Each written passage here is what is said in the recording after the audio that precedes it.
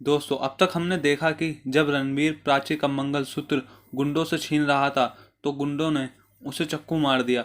लेकिन आज के एपिसोड में जब प्राची उसे हॉस्पिटल में लेके आई तो उसकी स्टोरी हम जानेंगे।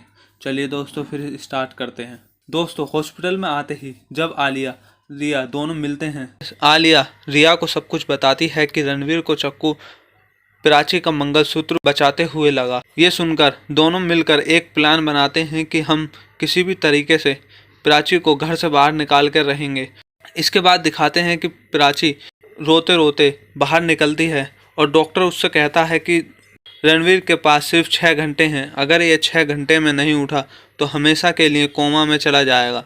यह सुनकर प्राची बहुत तेज रोने लगती है और दौड़ने लगती है। दौड़ते दौड़ते प्राची अपनी बहन से टकरा जाती है और उससे अपने दिल की बात बताने लगती है और रोने लगती है कि मुझे बस रणवीर चाहिए। और वो ये भी कहती है कि मैं अब रणवीर को सारी बात बता दूंगी कि वो अपने बच्चे का बाप बनने वाला है, कि उसका तीसरा सपना पूरा होने वाला है।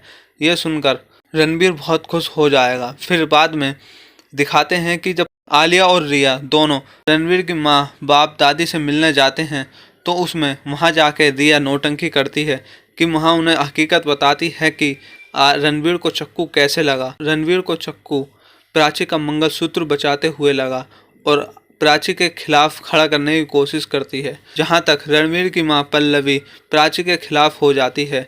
और रिया यहाँ तक कहती है, प्राची पर यह इल्ज़ाम लगाती है ये प्राची का वेल प्लान प्लानिंग है रणवीर को मारने की। पल्लवी को बहुत ज़्यादा गुस्सा आता है। फिर अगले सीन में दिखाते हैं प्राची रणवीर के रूम के बाहर खड़े होकर बातें करने लगती है। लेकिन जब भी वहाँ पर पल्लवी आ जाती है और उसे खरी खोटी सुनाने लगती है कि तुम्हारी ये वेल प्लानिंग है और उसे खूब सुनाती है, वहीं वो रोने लगती है और अपनी हकीकत बताने लगती है। लेकिन कोई उसकी बात समझने को नहीं होता। यह देखकर उसे प्राची को वहाँ से जाने के लिए बोल दिया जाता है। रोती रोती जाने लगती है।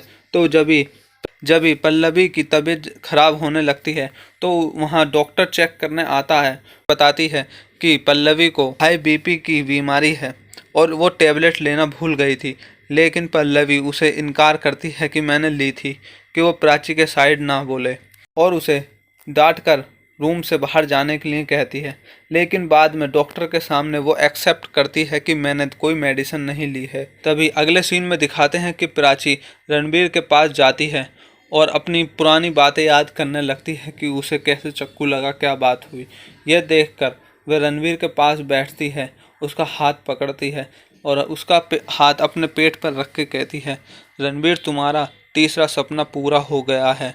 जब रणवीर सुनता है कि मैं बाप बनने वाला हूँ, यह सुनकर वो तुरंत हिलने लगता है, उसके हाथों में मूवमेंट आने लगती है और इसकी तबीयत खराब होने लगती है। तभी वहाँ पर डॉक्टर आते हैं, उसे चेकअप करते हैं और प्राची को रूम से बाहर जाने के लिए कहते हैं। जब वह रूम से बाहर जाती है तो उसे अपनी पुरानी प्रेग्नेंट वाली जो डॉक्टर थी वो मिल जाती है और उससे टकरा जाती है और प्राची को डॉक्टर गिरने से बचा लेती है। जब ही वह उसे बात करने लगती है तो पल्लवी वहां से सामने से आने लगती है और प्राची डॉक्टर से मना करती है कि वह पल्लवी को सच ना बताएं, क्योंकि मैंने अभी तक घर में किसी को नहीं बताया है कि मैं प्रेग्नेंट हूँ। लेकिन डॉक्टर मान जाती है। लेकिन डॉक्टर पल्लवी से कहती है कि तुमने इसे यहाँ क्यों बुला रखा है। पल्लवी कहती है कि मैं क्या करूँ, ये अपना आप ही आई है, इसकी यहाँ कोई ज़रूरत नहीं है। जब भी डॉक्टर उसे प्राची को धमकी देकर कहती है कि अगर तुम यहाँ से नहीं गई तो मैं सब कुछ सच बता दूंगी। दोस्तों, आज के एपिसोड में बस इतना ही दिखाया गया था। अब मिलते हैं मंडे को।